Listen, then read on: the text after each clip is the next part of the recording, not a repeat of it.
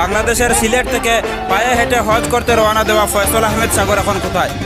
বাংলাদেশের সিলেট বড়লেখা থেকে পায়ে হেঁটে হজ করতে বেরোনো ফয়সাল আহমেদ সাগর বর্তমানে আসামের কোন জায়গায় অবস্থান করছেন? বিস্তারিত থাকছে আজকের প্রতিবেদনে।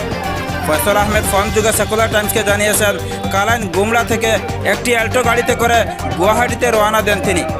গত পরশু বৃহস্পতিবার দিবাগত রাতে তিনি কালাইন গুমলা থেকে একটি অ্যাল্টো গাড়িতে করে গুয়াহাটিতে রওনা দেন এবং গতকাল শুক্রবার দিবাগত রাতে গিয়ে পৌঁছান গুয়াহাটিতে। আজ শনিবার তিনি বাংলাদেশ এমবেসির সাথে যোগাযোগ করে অন্যান্য দেশের ভিসা তৈরি করে দেওয়ার আবেদন জানাবেন। তিনি সবার কাছে দোয়ার আবেদন জানিয়েছেন বর্তমানে তিনি সুস্থ রয়েছেন, এখনও কোনো ধরনের সমস্যা হয়নি ফয়সালের। ফয়সাল আহমেদ সাগর ভাইয়ের আপডেট পেতে সেকুলার টাইমস ফেসবুক পেজটি ফলো করে রাখুন। ইউটিউবে দেখলে সেকুলার টাইমস 365 চ্যানেলটি সাবস্ক্রাইব করে রাখুন। শুনে নিন ফয়সাল ভাইয়ের সাথে সেকুলার টাইমসের প্রতিনিধি জাবির হোসেনের ফোন আলাপ। আপনি কই এখন গুয়াহাটিত পৌঁছেছেন নাকি? গুয়াহাটিত পৌঁছেছি। গুয়াহাটিত কোন সময় গিয়ে পৌঁছেছেন? গুয়াহাটিত রাতকে আইছি। কয়টার সময় গিয়ে পৌঁছছেন? দুইটা নাই, আরো আগে আইছি। এল্টো লইয়া বুঝে গেছলা? গুমরা থেকে রওনা দিছিলা কালকে কোন সময়? গুমরা থেকে তো রওনা দিছি তাও যে রাতকে 9টার সময়, কালকে নাই পরশুদিন। রাস্তার কোনো অসুবিধা তো হয়েছে না? না, ইনশাল্লাহ হয়েছে না। দোয়া কর। আপনার দোয়া করবার। আপনি এখন গুয়াহাটিত কয়দিন থাকবাই কেন? না, আমিও তো খালি ভিসা যদি আমার ওকে করলেই আজকে তো আটা আরম্ভ করে দিব। আজকে ভিসা ওকে হয়ে যাবে না বুধ ভাই? না, ও তো তারা অনলাইনে যদি করে দিলায় ওরা দিল্লি যাওয়া লাগবে। তো দিল্লিত গেলে তো আমার দিল্লি থেকে বাকি ভিসা কিন্তু তারা প্রসেসিং করে নিব দিয়া। আচ্ছা, বদরপুরের যে সুফিয়া টাওয়ার রয়েছিল ওখানের মালিক আর বুন্দাশিলের জিপি প্রেসিডেন্ট জৈনাসা লিটন তারা যে কইরা তারা 13 তারিখ গিয়ে আপনারা ঠিক করে দিবা, তারা এরকম কোন স্টেপ লইতরা নেই? আপনি এইগুলা তো আমার আর ফোনও দিছেন না, কিছু করছেন না। যে চাইব মাতি মোসাইন তারার লাগি। দেখছে ভাই, খুশি হইলাম ভাই। আর আছেন নি বালা? জি বালা। আচ্ছা, ওই দোয়া একটা দেখলাম ফেসবুকে, ওই দোয়াইটা আপনি মনে হয় গুমরাত করছিলা?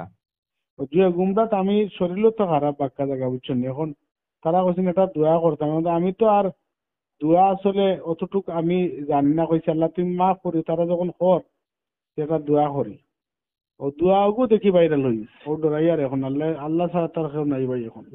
আলিম হলে মাতামাতি করিতরা যান, আপনারা তো ইচ্ছা করে ভিডিও করিতরা না। যেরকম শিয়াব চৌধুরী আছে তারা অফিসিয়াল পেজ ইউটিউব আপলোড দিচ্ছেন, আপনার তো এরকম কেউ নাই। আপনারা দেখে কিন্তু মানুষে গিয়ে করিতরা, কিন্তু আপনার দুষ্কৃত আবার এখান থেকে আছে। আমি নিজে এর ফলে তো আপনি তো কারোর বাধাও দিতে পারতা না। বাধা দিলে আর জনের অন্তর দুঃখ লাগবো।